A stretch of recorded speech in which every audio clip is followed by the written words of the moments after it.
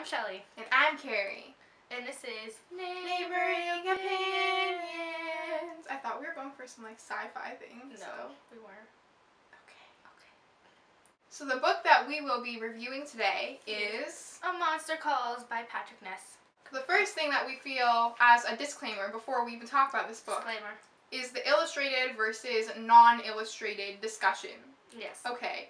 Shelly over here has the non-illustrated copy. Still an amazing story, still holds all the beauty. I really liked it even without the illustrations, but when I found, as I was reading this, I found out there was an illustrated version, and I was mad at myself for like 3 days, Carrie remembers this, darn it. because I was in the bookstore, and I bought this when there was an illustrated version, probably right beside of it. Always do your research, guys, never go for the cheap book.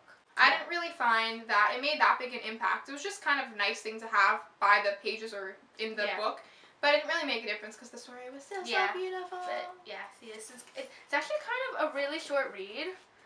Yeah, it's not that long. Well, for me, because I read a lot. I don't know about Carrie. I don't remember. I think it's like short to like medium. It's not not the longest read. So, and we really liked it. So I don't know. So if you have some time, just like pick it up. Why not? Pick it up. Pick it. Is that a song even? No.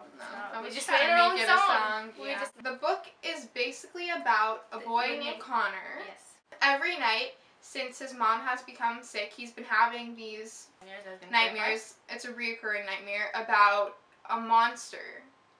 And then one day, or one night, a monster actually arrives at his window, but it's a different kind of monster, not the monster he was expecting.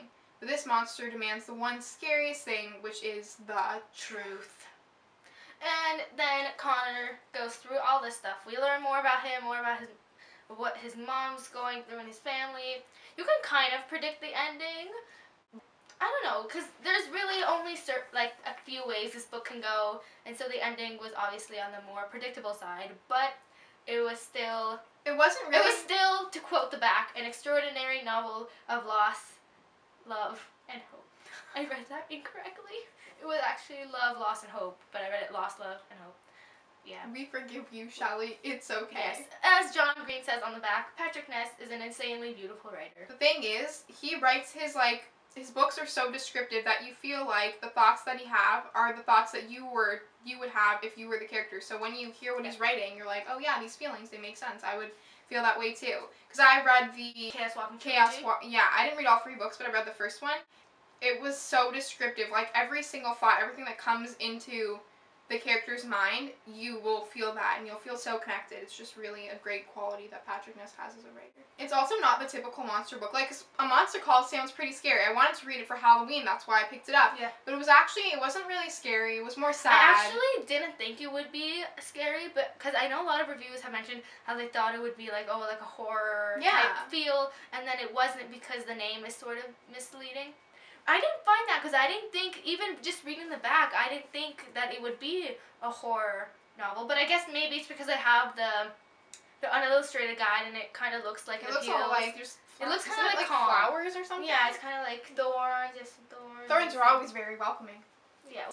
It's really just stripped back, and it's really honest. It's not like, oh my gosh, I'm gonna hide under my bed. Monsters are attacking. It's just really sad. I know when I finished this, I finished it like at midnight, which was a bad decision. Don't finish sad books at midnight. You will cry. Yeah, I wake up the next morning and I check my messages, and Carrie's like, Shelly, I finished the book. I don't know what to do. I don't know. And she's like, the tears are real. The tears were so real. I actually was crying. Most books don't make me cry. This book made me cry. You know what?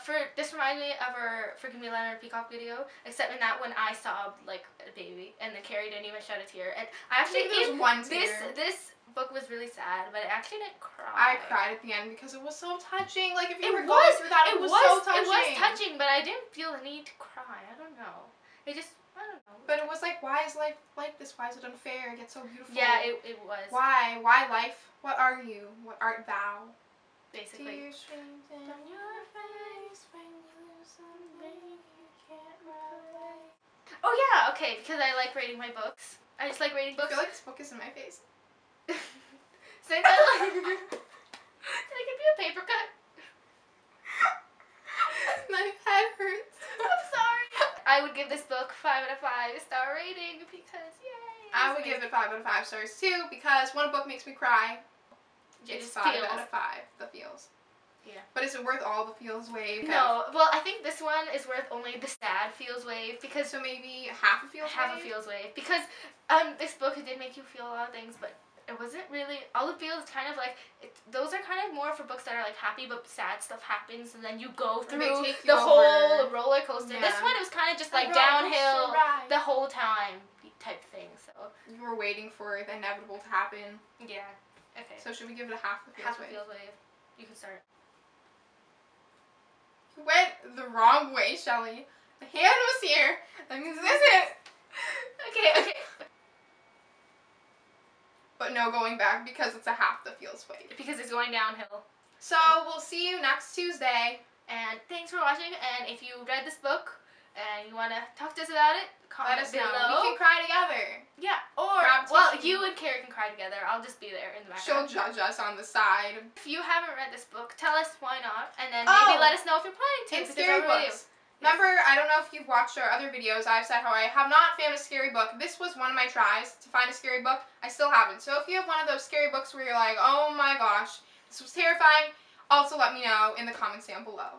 I'll just read the comments. Well, I read every single comment, so bye. Bye.